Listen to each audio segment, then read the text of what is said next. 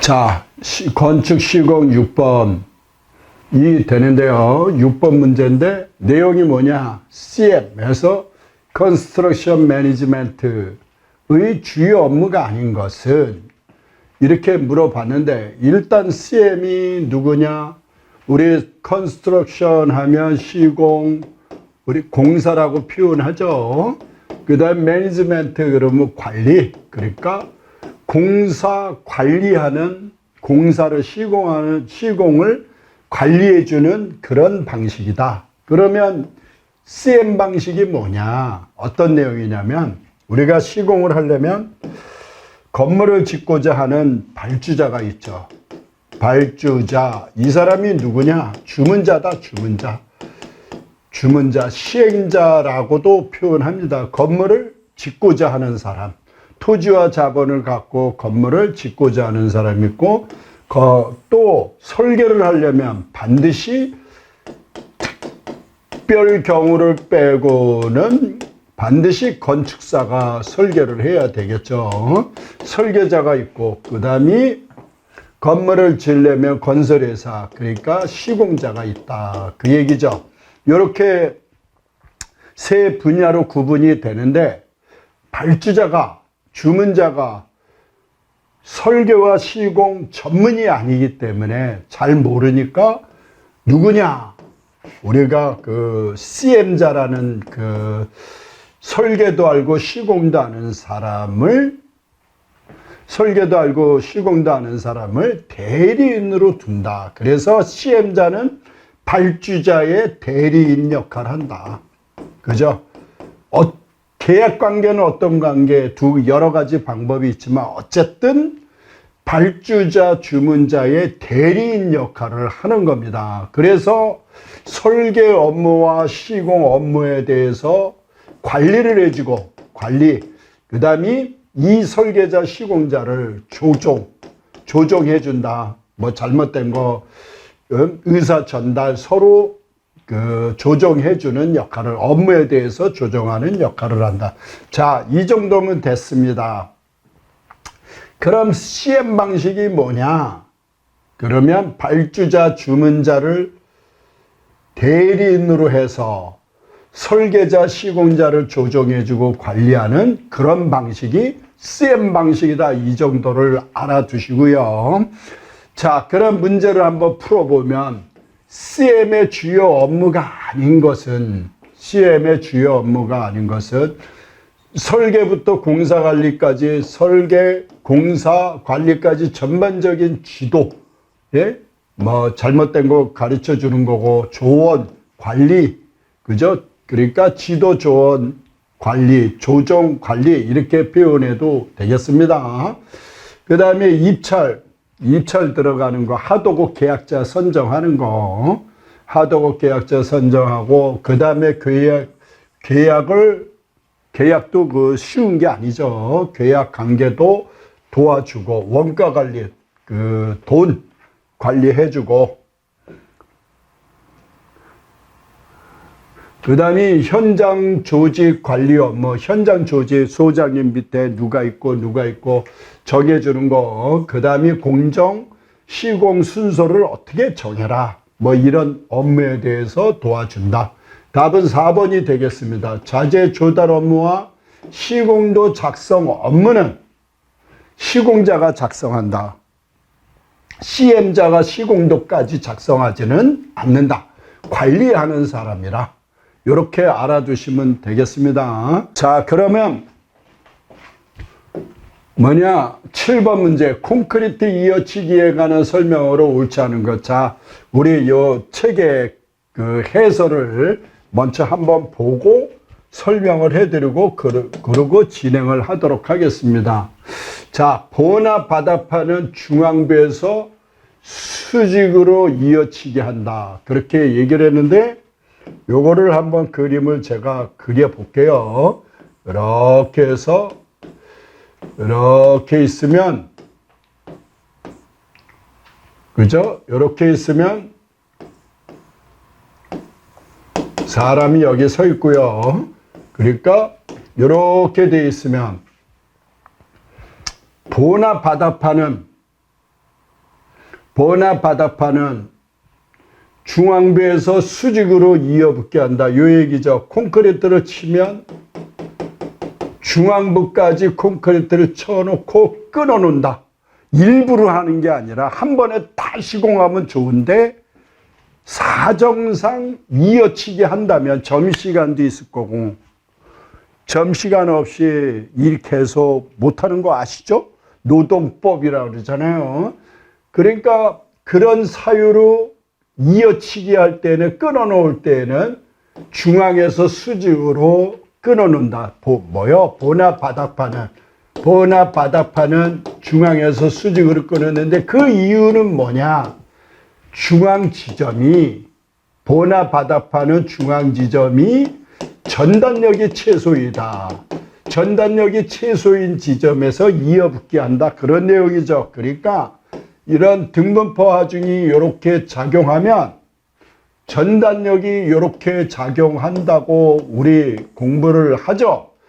중앙 지점이 전단력이 최소다. 그러니까 중앙에서 콘크리트 치고 이어치기 할 때 저까지 쳐놓은 다음에 여기를 또 콘크리트 쳐서 중앙에서 이음이 되도록 한다. 한 번에 다 시공하면 좋지만 안 되면 그렇게 해라.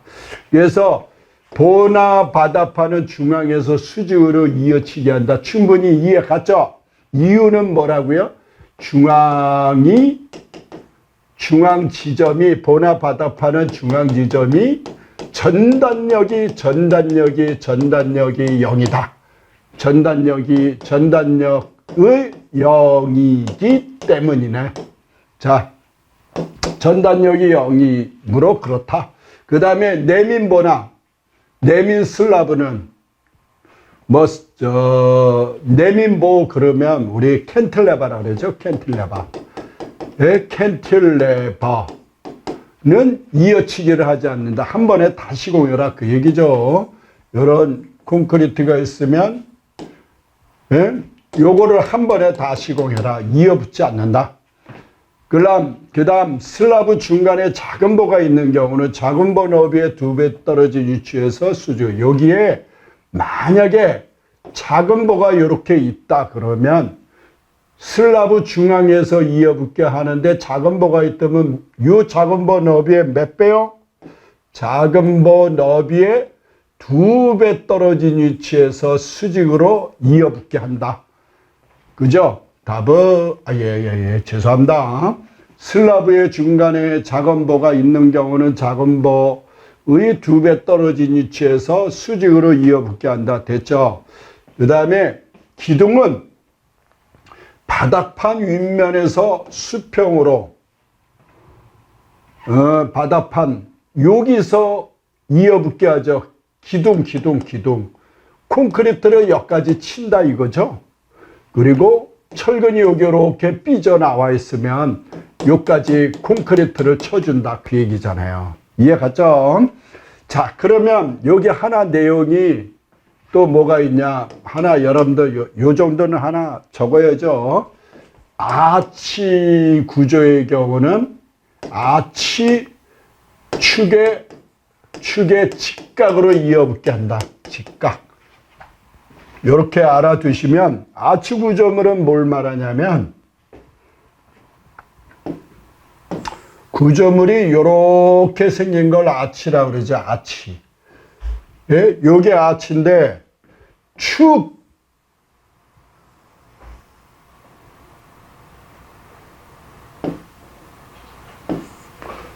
이게 아치인데 요 축에 대해서 뭐라고요? 축에 대해서 직각으로 이어붙게 한다. 그러니까 콘크리트를 여기까지 쳐놓고 이어치기 할 땐 요 축에 대해서 어떻게 하라? 직각으로 이어치기 한다. 그 얘기입니다. 그래서 문제를 한번 풀어봅시다. 7번. 콘크리트 이어치기에 관한 설명으로 옳지 않은 거, 틀린 거. 보의 이어치기는 전단력이 가장 적은 스팬 거리를 말하죠. 중앙부에서 수직으로 이어붙게 한다. 맞습니다. 그러니까 전단력이 작은 부분, 그 부분은 중앙부이다. 이렇게 이해를 하시면 되죠. 슬라브의 이어치기는 가장자리에 틀렸습니다. 가장자리가 아니라 중앙부에서 전단력이 작은 지점에서 이어치기 한다. 아치의 이어치기는 축에 대해서 어떻게 직각을 하라.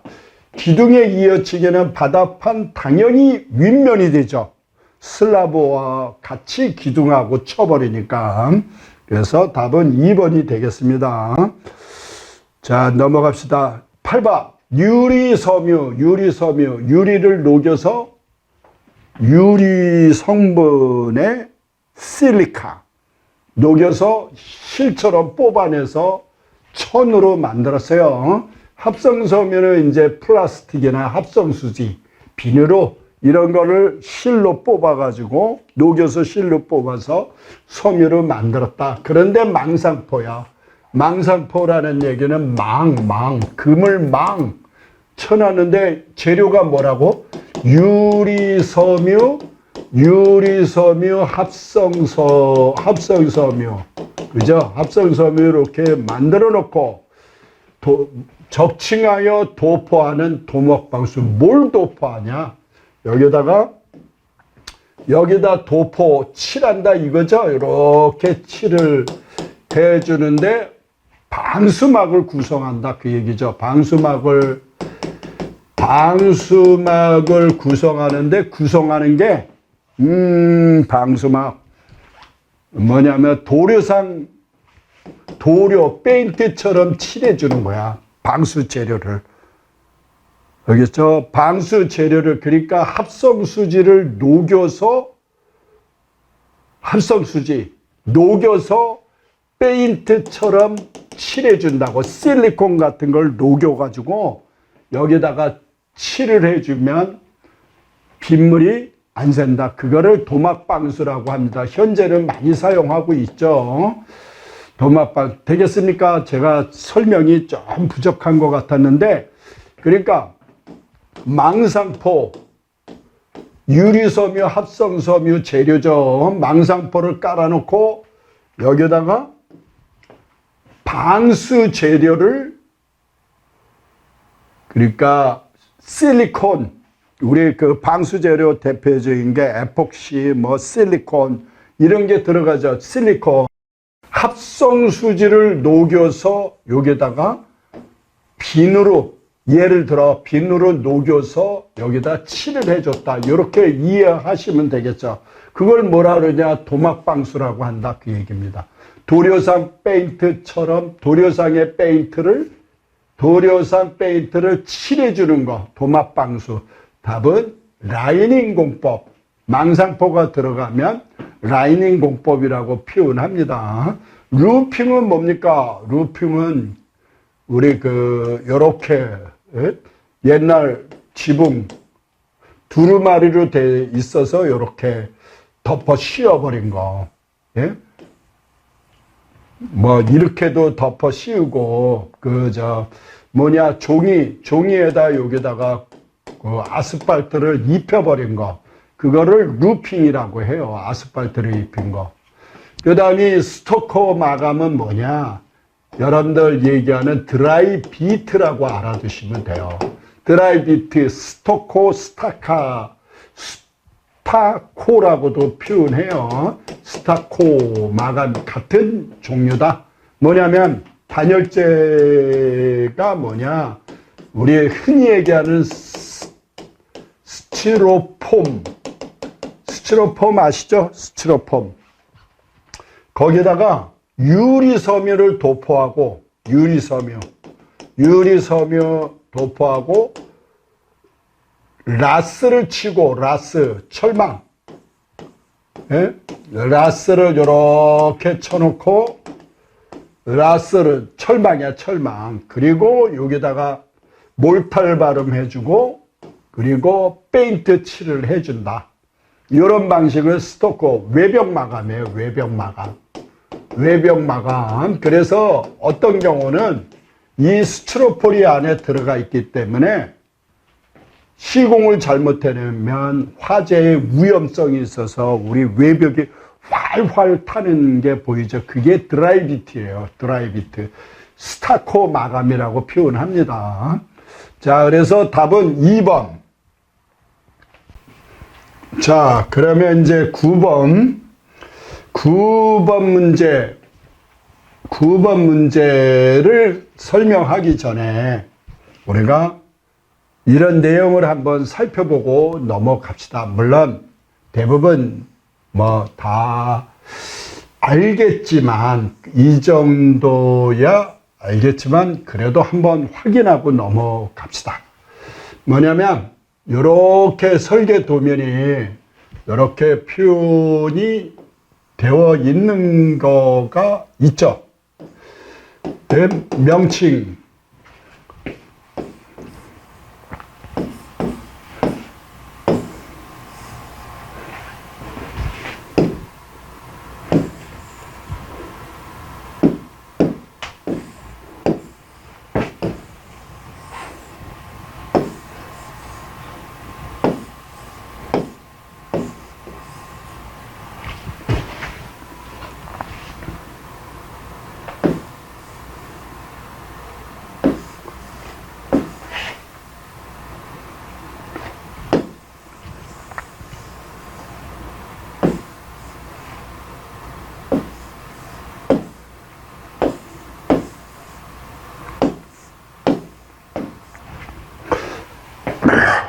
자,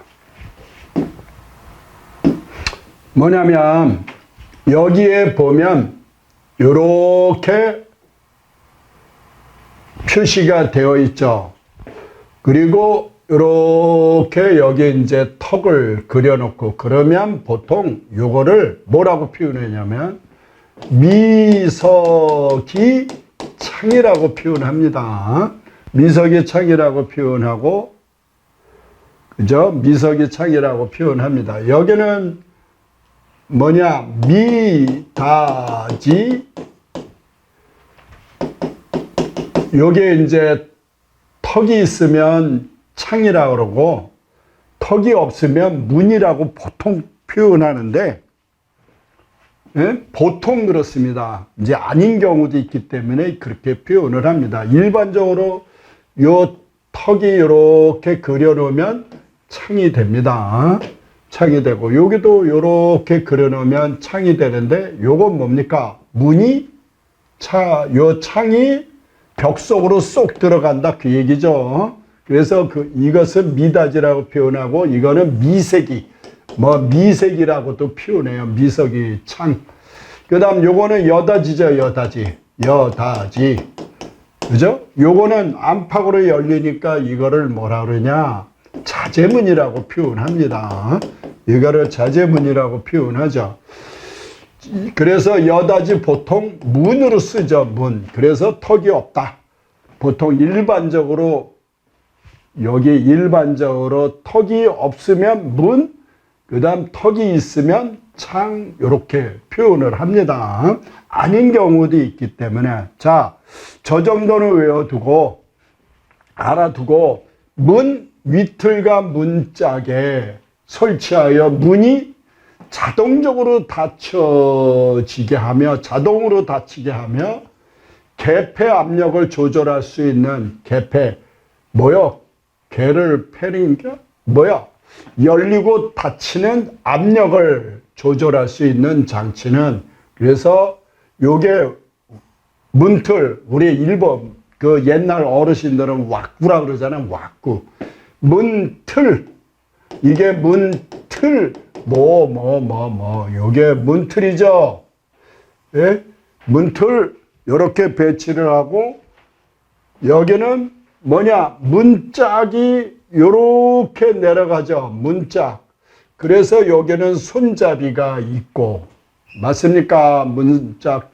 지금 열려 있죠? 여기 보면 이 집이, 안에 집이 다 보입니다. 이거를 우리 문짝이라고 그랬고, 여기에 보면, 여러분들 들어가는 출입구에 보면, 아이고, 요렇게 설치된 게 있죠? 맞습니까? 이게 바로 요 명칭을 뭐라고 표현하냐면, 이 명칭을 뭐라고 표현하냐? 도어 체크.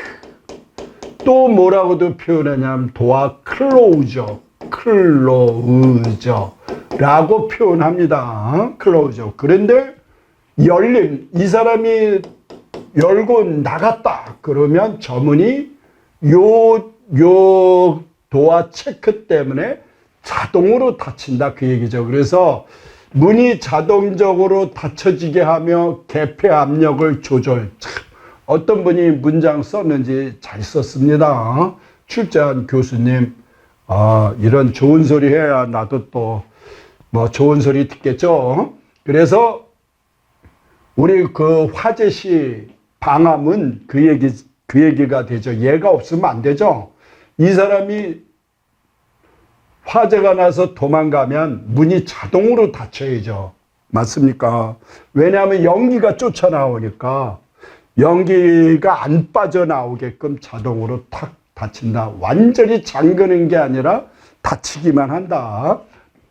그렇게 참고로 또 알아두시고, 자, 다 됐는데 요거는 손잡이, 그죠? 그 다음이 뭐 여러 가지 설명하고 싶은데 도어 홀더가 뭐냐면 여기에 요거 이렇게 멈추게 하는 철물, 도어 홀더라고 그러죠. 피봇 힌지는 뭘 말하냐면 참고로 알아두시면 여기에 보면 여기 힌지가 있죠. 힌지. 여기에 뱅글뱅글 돌 수 있게 촉이 있어요. 그거를 힌지라고 합니다. 피봇 힌지라고 표현해. 도어 홀더 설명 답은 1번이 되죠. 뭐 도어 체인 시험에 안 나옵니다. 자, 그 다음 10번. 건축공사에서 활용되는 견적 방법, 즉 견적 얼마 들어가 견적 내기. 가장 상세한 공사비 산출하면 답은 1번입니다. 명세견적을 상세한, 자 여기 보면 명세견적에서 정밀한 적산을 하며 공사비를 산출하는 거, 그러니까 상세하게 우리가 그 기사 실기시험에 배우는 게 명세견적입니다. 그리고 계산견적이란, 계산견적은 실적 대략적 공사비. 자, 됐습니다. 그러니까 명세견적은 정밀적산 끝. 계산견적은 계략, 대충 계산하는데 우리 건물 평당 얼마? 우리 건물 한 평당 철근 몇 톤?